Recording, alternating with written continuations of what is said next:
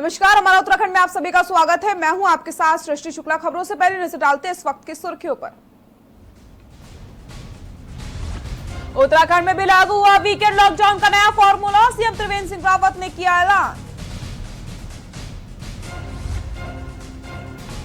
हरीश रावत के रायता भेजने पर सीएम त्रिवेंद्र ने कसा तंज, बोले फैलाएंगे नहीं, रखेंगे सुरक्षित।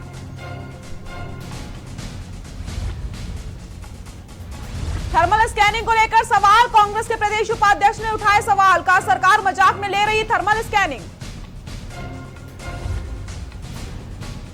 उत्तराखंड की सीमा पर सटे यूपी के गांवों में टिड्डी दल का हमला। ड्रोन, स्प्रे और फायर ब्रिगेड से की जा रही है किसानों की मदद।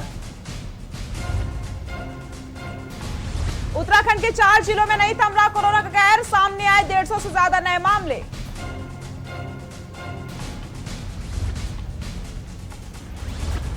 उत्तराखंड के पिथौरागढ़ में बारिश ने मचाई तबाही। सड़कें बही, पत्थर लगने से एक की मौत, बद्रीनाथ हाईवे अवरुद्ध। आप देख रहे हैं के न्यूज, खबरों का सारथी। नैनीताल में उस समय हड़कंप मच गया जब तल्ली ताल में जू रोड पर चंदन सिंह अधिकारी के घर गुलदार घुस गया और गुलदार उनके कुत्ते को उठाकर ले गया। इस बीच चंदन सिंह अधिकारी की बेटी ने हल्ला मचाया तो गुलदार भाग गया, लेकिन तब तक वो कुत्ते को मार चुका था। इस घटना के बाद पूरे नैनीताल में हड़कंप मच गया। बता दें आपको, नैनीताल में अक्सर गुलदार आवासीय कॉलोनी में घुस जाता है और देर रात भी क्षेत्र में गुलदार आया, घर के अंदर घुसकर कुत्ते को उठा ले गया। रात को घर के अंदर की गली में कुत्तों को अंदर बंद करके आई मकान मालिक चंदन अधिकारी की बेटी तापिशा ने गुलदार को 3 कदम दूर से सामना किया। तापिशा कुछ करती इससे पहले गुलदार कुत्ते को झपट्टा मारकर पल भर में गायब हो गया।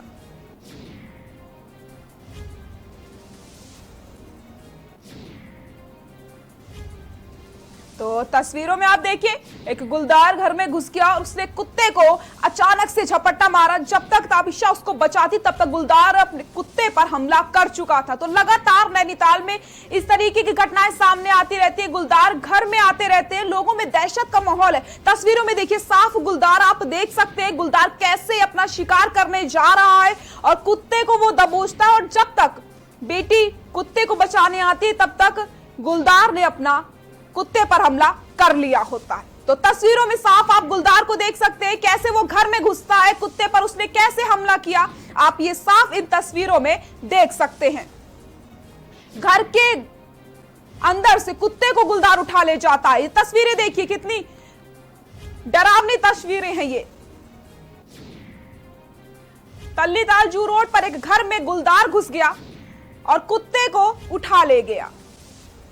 लोगों में दहशत का माहौल बन गया है, क्योंकि लगातार इस तरीके की घटना सामने आती रहती है जब गुलदार घर में घुस जाता है। और आज तल्लीताल जू रोड पर एक घर में गुलदार घुस गया, उसने कुत्ते को अपना निवाला बना लिया।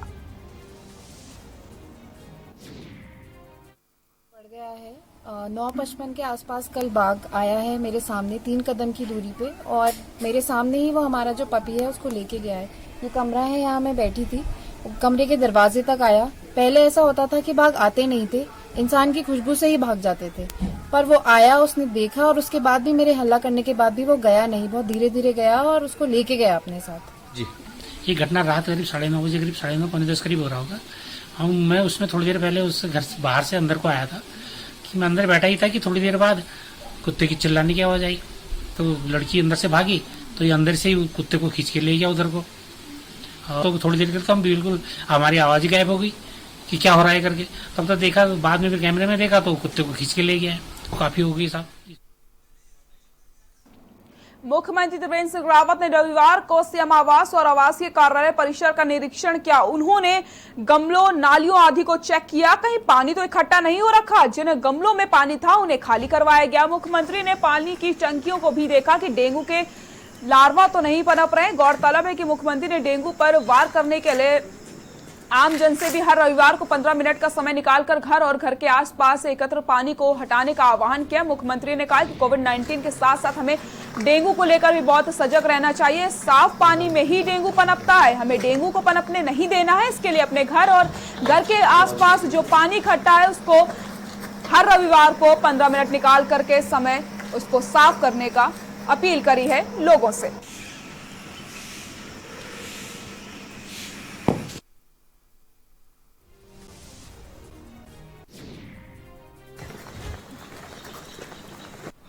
परिस्थितियों के हिसाब से परिवर्तित किया। हम सब जानते हैं कि आगामी 20 जुलाई को सोमवती अमावस्या है। तमाम हिंदुओं की इच्छा होती है कि हम माँ गंगा में जाकर के, हरिद्वार में जाकर के हर की पैड़ी पर सामूहिक स्नान करें, लेकिन वर्तमान परिस्थितियां इसके लिए अनुमति नहीं दे रही। मुख्यमंत्री त्रिवेंद्र सिंह रावत ने प्रदेशवासियों से अपील करी है कि आगामी 20 जुलाई को सोमवती अमावस्या के दिन कोरोना महामारी के प्रकोप के कारण हरिद्वार में मां गंगा में स्नान करने के बजाय सब घर पर ही मां गंगा का स्मरण करके पवित्र भावों से स्नान करें, ताकि इस महामारी के काल में आप उत्तराखंड सरकार का सहयोग कर सकें। मुख्यमंत्री ने कहा है कि सोमवती अमावस्या के दिन तमाम हिंदुओं की इच्छा होती है कि हरिद्वार जाकर मां गंगा में हर की पैड़ी में सामूहिक स्नान करें, लेकिन वर्तमान परिस्थितियां इसकी अनुमति नहीं देती हैं।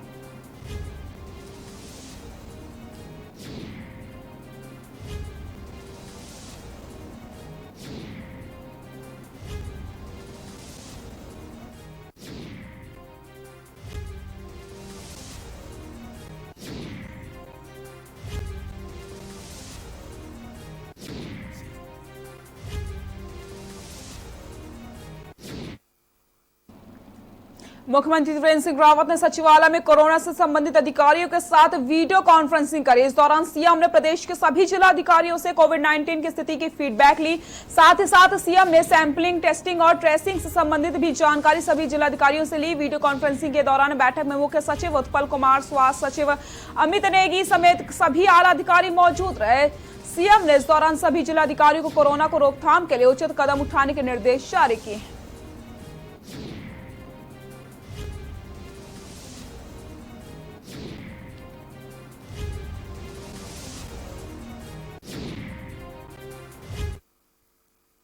गढ़वाल सांसद तीरथ सिंह रावत ने पौड़ी जनपद में अपने संसदीय क्षेत्र के भ्रमण एवं जनसंपर्क कार्यक्रम के तहत विभिन्न सड़कों का शिलान्यास करके क्षेत्रवासियों को विकास की सौगात दी है।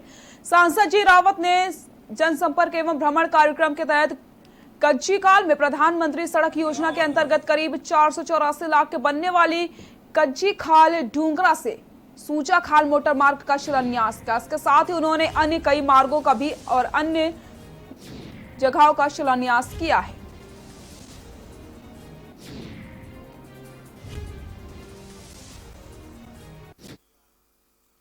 रुड़की के भगवानपुर औद्योगिक क्षेत्र स्थित एक कंपनी में कार्यरत कर्मचारी की संदिग्ध परिस्थितियों में मौत हो गई। मृतक के परिजन फैक्ट्री प्रशासन पर लापरवाही का आरोप लगा रहे और शव को पोस्टमार्टम कराने के लिए स्वयं रुड़की सिविल अस्पताल लेकर पहुंचे। परिजनों के मुताबिक 12 साल काम करने का इनाम मौत मिली है। कर्मचारी की मौत के बाद कंपनी ने किसी भी तरह का कोई सहयोग नहीं किया, ना ही अस्पताल भेजने के लिए एम्बुलेंस की व्यवस्था करी। फैक्ट्री में कार्यरत अन्य कर्मी मृतक कर्मचारी को अस्पताल लेकर पहुंचे। मृतक मनोज सहारनपुर के भोजेवाला महाजरा गांव का निवासी। आपको बताते चले, भगवानपुर औद्योगिक क्षेत्र स्थित ईस्ट इंडिया उद्योग लिमिटेड के नाम से एक कंपनी है, जिसमें बताया गया कि सुबह मनोज नामक कर्मचारी को करंट लगने से मौत हो गई थी।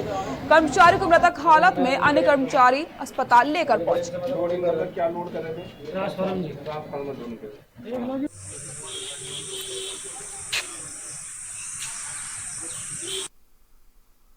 कंपनी की लापरवाही के कारण इलेक्ट्रिसिटी लूज होने की वजह से इनको करंट लगा, नहीं तो ऐसा कोई वो नहीं था। और करंट लगने की वजह से यदि इनके पास सेफ्टी शूज होते तो बचने के चांसेस थे। न तो कंपनी में मेन इलेक्ट्रीशियन था जो इलेक्ट्रिसिटी डाउन कर सकता था, कुछ भी कंपनी की वजह से ये घटना हुई है। वहाँ पे जो लोडिंग हो रही थी ट्रांसफार्मर की क्रेन से, तो वे लोडिंग के साथ साथ वेल्डिंग भी करवा रहे थे। और बिजली वालों की उसमें कंपनी वालों की वो है ना, तो सेफ्टी शूज दे रखे थे ना ग्लव्स दे रखे थे। कहीं फिर हमने उनको बोल भी लिया था। अब पहले भी हादसा हुआ था। कौन सी कंपनी में काम करते थे? ईस्ट इंडिया है, लंकेश्वरी अंबुजा के पास है उधर। उत्तराखंड में शासन द्वारा 4 जिलों देहरादून, हरिद्वार, ऊधम सिंह नगर और नैनीताल में शनिवार रविवार पूर्ण रूप से लॉकडाउन जारी रहेगा। अधिसूचना जारी होने के बाद नैनीताल में बाजार पूरी तरीके से बंद है, जहां सुबह अति आवश्यक सेवाओं को छोड़कर नगर में पूरा बाजार बंद रहा। पूर्ण लॉकडाउन की घोषणा कर व्यापारी वर्ग भी समर्थन में आए हैं। वहीं पुलिस द्वारा नगर में बंदी के तहत सभी लोगों से पालन करने की हिदायत देने के साथ साथ बिना मास्क के अनावश्यक रूप से घूम रहे लोगों पर चालानी कार्रवाई करी गई है। एसआई यूनुस खान ने बताया कि सरकार द्वारा जारी गाइडलाइन से सख्ती से पालन करवाया जा रहा है।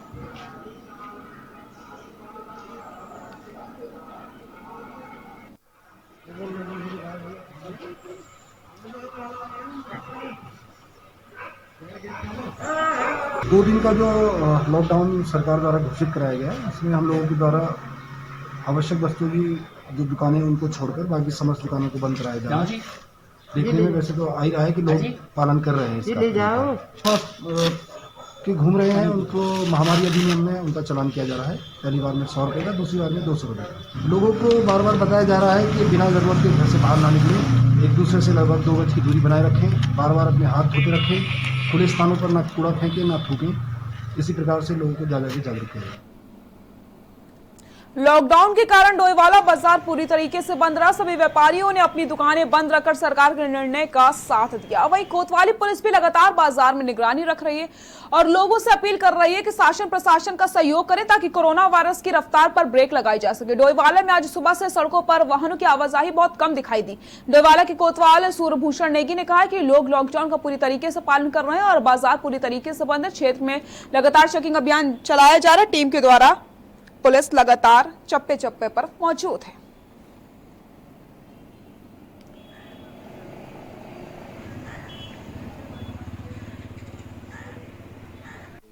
इस चीज़ की अपील की जा रही है। प्रायः देखा जा रहा है कि कोरोना के जो मामले हैं, पॉजिटिव मामले काफ़ी ज़्यादा आ रहे हैं जनपद देहरादून में। इसलिए जो है अब ये देखा जा रहा है कि लोगों को कहा जाए कि मैक्सिमम लोग जो है कम से कम घर में बाहर निकले और सोशल डिस्टेंस का पालन करें। और रूटीन वे में हमारे यहाँ जो है मास्क जिन्होंने नहीं पहन रखा, सोशल डिस्टेंस मेंटेन नहीं कर रहा, उनके खिलाफ जो है कार्रवाई की जाएगी। उत्तराखंड में अनलॉक 2 के बाद राज्य में पहले लॉकडाउन की घोषणा के बाद नेता प्रतिपक्ष इंदिरा हृदयेश ने शनिवार और रविवार को लॉकडाउन का विरोध करते हुए कहा कि सरकार ने बिना सोचे समझे स्टेट में लॉकडाउन की घोषणा कर दी है, जिससे छोटे वर्ग के लोग काफी परेशानियों का सामना करेंगे। साथ ही साथ उन्होंने ये भी कहा त्रिवेंद्र सरकार कोरोना से बचने के लिए मेडिकल सुविधाओं का पूरा बंदोबस्त करना चाहिए। एक दो ग्राहक आने शुरू हुए थे तो उनका क्रम टूट गया। तो ये अचानक शनिवार इतवार को ही लॉकडाउन करके सारे कोरोना पे नियंत्रण हो जाएगा, ऐसा मैं नहीं मानती हूँ। और मैं नहीं जानती हूँ कि चिकित्सा में कार्य करने वाले विशेषज्ञ भी इसे मानते हैं। सरकार द्वारा शनिवार इतवार को लॉकडाउन किए जाने के निर्णय के मैं पक्ष में नहीं हूँ। जो ठेले वाले सुबह रोटी कमाते थे और शाम को खाते थे, उनके बारे में क्या निर्देश हैं? नंबर 2, जैसे तैसे दुकानें खुली थी, एक दो ग्राहक आने शुरू हुए थे तो उनका क्रम टूट गया। तो ये अचानक शनिवार इतवार को ही लॉकडाउन करके सारे कोरोना पे नियंत्रण हो जाएगा, ऐसा मैं नहीं मानती हूँ। और मैं नहीं जानती हूँ कि चिकित्सा में कार्य करने वाले विशेषज्ञ भी इसे मानते हैं। मंगलौर में जहां कोरोना का कहर से लोग परेशान हैं, तो वहीं बरसात भी शुरू हो गई है और डेंगू का कहर भी देखने को मिल रहा है। डेंगू का प्रभाव एक बार फिर से शुरू हो चुका है। देश के कई इलाकों में डेंगू फैलने की खबरें सामने आने लगी हैं। आपको बताते चले, पिछले वर्ष मंगलौर क्षेत्र के कई गांव में सैकड़ों लोगों ने डेंगू का असर देखने को मिला था। पिछले साल डेंगू से हालत बद से बदतर हो गए थे। स्वास्थ्य विभाग कोरोना के साथ साथ डेंगू को लेकर भी सख्त दिख रही है।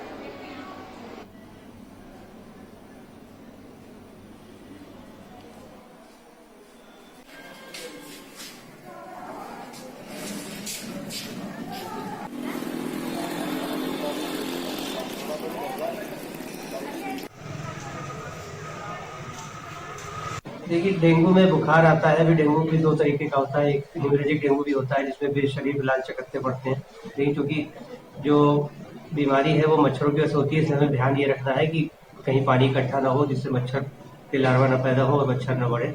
मुख्यतः हमको ये ध्यान रखना है। जो हम एक आम जनता को जो चीज़ बता सकते हैं वो हमको यही बताना है कि मच्छरों को न पनपने दें, जिससे कि डेंगू को फैलने से रोका जा सके।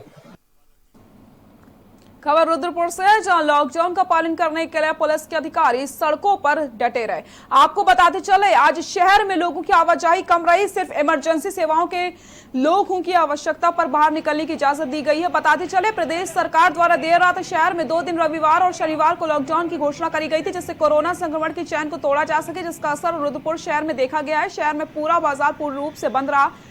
इस बात पर एसपी सिटी देवेंद्र पीछा ने कहा है कि दिन का लॉकडाउन व्यापक जनहित को देखते हुए किया गया है। लोग इसके नियमों का पालन करें। कोरोना से बचाव के लिए सबको मिलकर लड़ाई लड़नी होगी।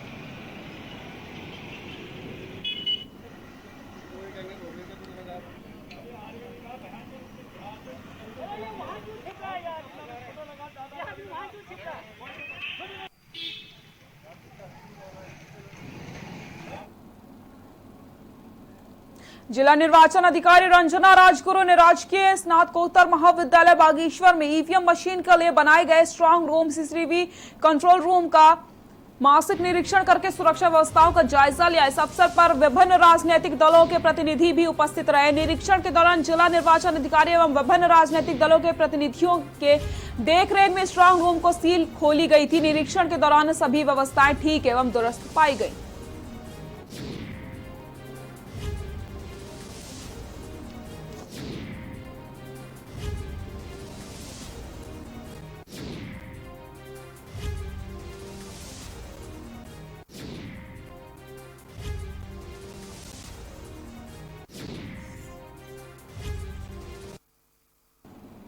बेरीनाग जिले को हरा भरा रखने के लिए जिले में पहला पौधा बैंक थल के पतेत गांव में खोला गया है। मिशन के संयोजक ने बताया है कि एक दिन के भीतर पूरे जिले में 2 घंटे के भीतर 1.5 लाख पौधे मिशन के सदस्यों के द्वारा रोपे गए हैं, जिसमें चीन की अंतिम सीमा लिपू लेक से लेकर नेपाल सीमा सहित जिले के विभिन्न हिस्से पौधारोपण कर पर्यावरण संरक्षण का संदेश देने के साथ साथ उनका संरक्षण भी किया गया। 22,000 लोगों को पर्यावरण संरक्षण के साथ जोड़ा गया है।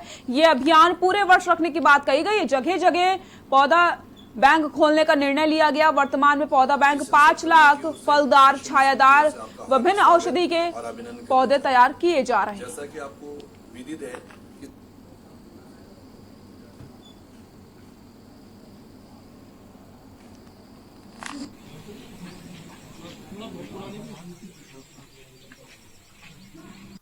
एशियन सत्कर्मा 1.5 लाख पौधे लगाने का मकसद यह था कि सारे लोगों को जोड़ करके प्रकृति के नजदीक लेना है।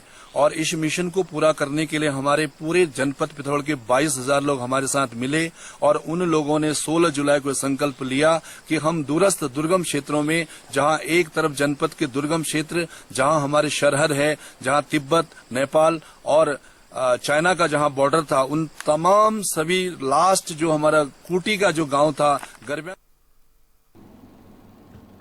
खबर डोईवाला से, जहां केशवपुरी बस्ती में एक युवक में कोरोना संक्रमण के लक्षण देखे गए, जिसके चलते प्रशासन और स्वास्थ्य विभाग हरकत में आ गए।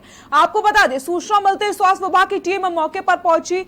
युवक को एम्बुलेंस के जरिए दून हॉस्पिटल ले गए। आपको बताते चले, युवक की ट्रैवल हिस्ट्री सामने आ गई, जिसमें पता चला है कि युवक दिल्ली का रहने वाला बताया जा रहा है, जो कि अपनी ससुराल केशवपुरी बस्ती में आया था। कोरोना का मामला सामने आते ही युवक के संपर्क में आए 9 लोगों को भी होम क्वारंटाइन कर दिया गया। वहीं इसकी जानकारी सामुदायिक स्वास्थ्य केंद्र डोईवाला के चिकित्सा अधिकारी डॉक्टर के एस भंडारी ने दी है।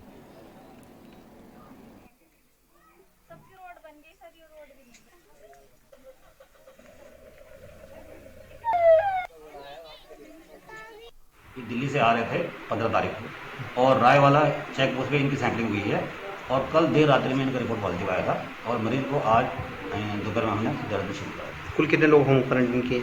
उसके घर में ससुराल में 7 लोग हैं और एक उसकी पत्नी और उसकी 5 जाने की लड़की। बाजपुर में कोरोना वायरस का ग्राफ बढ़ता चला जा रहा है। यही कारण है कि कोरोना मरीज की संख्या दिन प्रतिदिन इजाफा होता चला है, जिसके चलते 2 दिन में 21 कोरोना संक्रमित मरीज सामने आ गए, जिन्हें स्वास्थ्य विभाग की टीम द्वारा उपचार के लिए रुद्रपुर भेजा गया है। बता दें कि संजय कॉलोनी में 3 लोग संक्रमित पाए गए हैं, जबकि शुक्रवार को 18 लोग संक्रमित होने की पुष्टि हुई थी, जिसमें एक आशा कार्यकर्ती और एक तहसील कार्यालय में कार्यरत लेखपाल शामिल है। कोरोना संक्रमित मरीजों के मिलने से स्वास्थ्य विभाग में हड़कंप मच गया, जिन्हें उपचार के लिए कोविड केयर सेंटर भेज दिया गया। वहीं सीओ दीपशिका अग्रवाल ने बताया कि कोरोना संक्रमित पाए गए क्षेत्रों को कंटेनमेंट जोन घोषित कर दिया गया है और कंटेनमेंट जोन में रहने वाले लोगों की निगरानी के लिए एसपीओ और पुलिस के जवान तैनात कर दिए गए।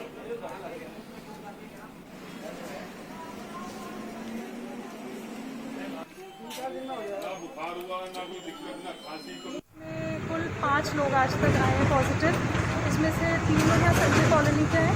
यहाँ पे कंटेनमेंट जोन के लिए हमने एरिया देख लिया है और इन जो भी 3 लोग पॉजिटिव आए हैं उनको 2 को भिजवा दिया गया है एम्बुलेंस से, 1 जने और है उनको भिजवाया जा रहा है। यहाँ रुकते हैं एक छोटे से ब्रेक के लिए, जल्द हाजिर होते हैं।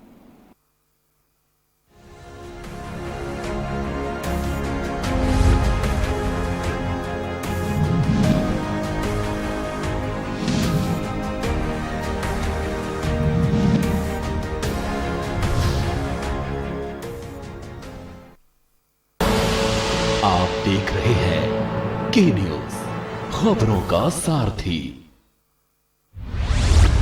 केबल ऑपरेटर्स जो पहुंचाते हैं आप तक हमारी हर बात, सजगता और समझदारी जिनकी है पहचान, जो है कोरोना योद्धा, जो है जिम्मेदार।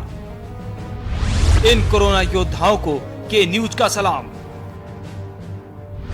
आप हैं तो हम हैं, आपके बिना हम कुछ नहीं। देश भर के केबल ऑपरेटर्स कोरोना योद्धाओं का के न्यूज की तरफ से हार्दिक अभिनंदन। Mount Litra Z School, Unnao, #1 in academics, #1 in sports, best teachers, best result, smart classroom, best transport facility, world class infrastructure के साथ Mount Litra Z School, Unnao। Corona संकट के पल पल की अपडेट आप तक पहुंचा रहे हैं 100 कोरोना योद्धा। जुनेद अहमद, संजय विश्वकर्मा, अबरार अली, आमिर रजा, मोहित कश्यप, मुकेश कुमार, संदीप शर्मा, संदीप गुप्ता, आलोक मिश्रा, जयकृष्णा, जहीर अहमद, सिद्धार्थ प्रताप सिंह, दिलदार खान, अरुण शर्मा, अजीत गिरी, गोपाल वर्णवाल, सैयद सभी अब्बास, अर्जुन देव वार्ष्णे, अमित कुमार। सबसे बड़ी महामारी, सबसे बड़ी कवरेज। आप देख रहे हैं के न्यूज, खबरों का सारथी।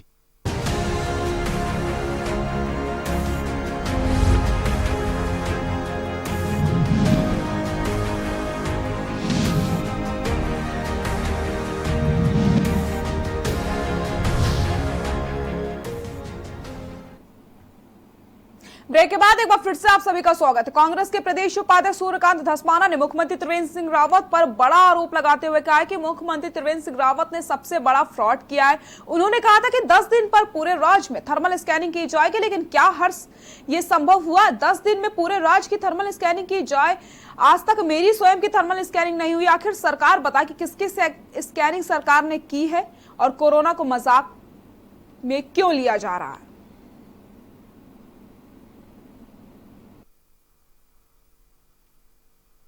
बड़ा फ्रॉड किया। 10 दिन के अंदर पूरे राज्य को स्क्रीनिंग कर देंगे। आपको स्क्रीनिंग हुई क्या? आप बताइए। मेरी तो स्क्रीनिंग नहीं करी। किसकी स्क्रीनिंग हुई? किसकी स्क्रीनिंग आपने करी? आपने कहा 10 दिन के अंदर पूरे राज्य की स्क्रीनिंग कर देंगे। क्या तमाशा है ये? आप कोरोना को समझ रहे हैं कि इस तरह से ये कोई पॉलिटिकल मुद्दा थोड़ी है भाई, ये वोट का मुद्दा थोड़ी है। आप रोज नई नई घोषणा कर देते हैं, नई नई बातें आप बता देते हैं। कोरोना से लड़ने के लिए जो आपको नीति चाहिए, जो आपको तैयारियां चाहिए, उन तैयारियों को आप नहीं कर रहे हैं, उन पॉलिसीज को आप लागू नहीं कर रहे हैं। सिडकुल पुलिस व वन विभाग की बारकोली रेंज की टीम ने संयुक्त रूप से मुखबिर की सूचना पर अवैध रूप से लाई जा रही, जिस पर कार्रवाई करते हुए करीब 30,000 का अवैध सोख्ता बरामद किया है। साथ ही साथ मौके पर चालक के फरार हो जाने के कारण मालिक का पता नहीं लग पाया और अज्ञात के खिलाफ FIR दर्ज कर ली गई है। वैसे वर्जन आपका बनता सर?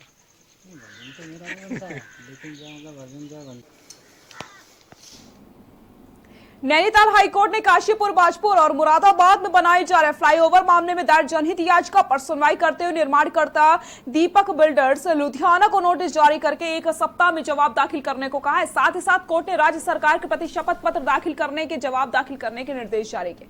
आपको बता दें, काशीपुर निवासी दीपक बाली ने जनहित याचिका दायर की थी, जिसमें कहा गया था कि बिल्डर द्वारा काशीपुर, बाजपुर और मुरादाबाद में बन रहे फ्लाईओवर समय से पूरा नहीं किया गया।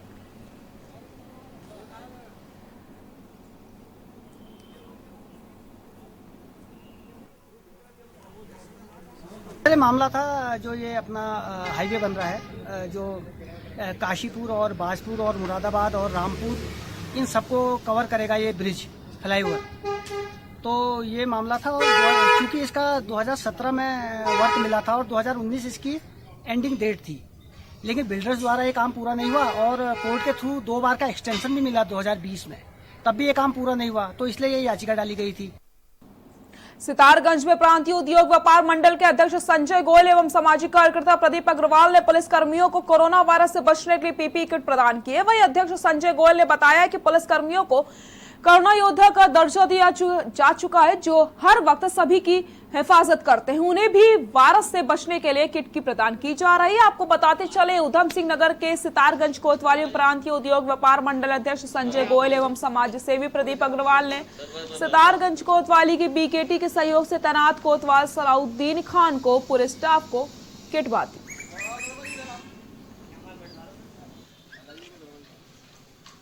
मैंने प्रदीप अग्रवाल जी, साइकिल टायरों का काम है, इनसे निवेदन किया, तो इन्होंने अपनी कंपनी द्वारा वीकेडी टायर कंपनी है, उसके ट्रैक्टर के टायर बनाती है, उसके द्वारा 10 किटें पीपी किटें हमें उपलब्ध कराई, जो कि हमारे यहाँ पर वर्चस्वशाली स्टाफ जो हमारा थाने का है, उन लोगों कोतवाली का, उन लोगों को क्या कहते हैं, हम लोगों ने ये जाके उपलब्ध कराई हैं।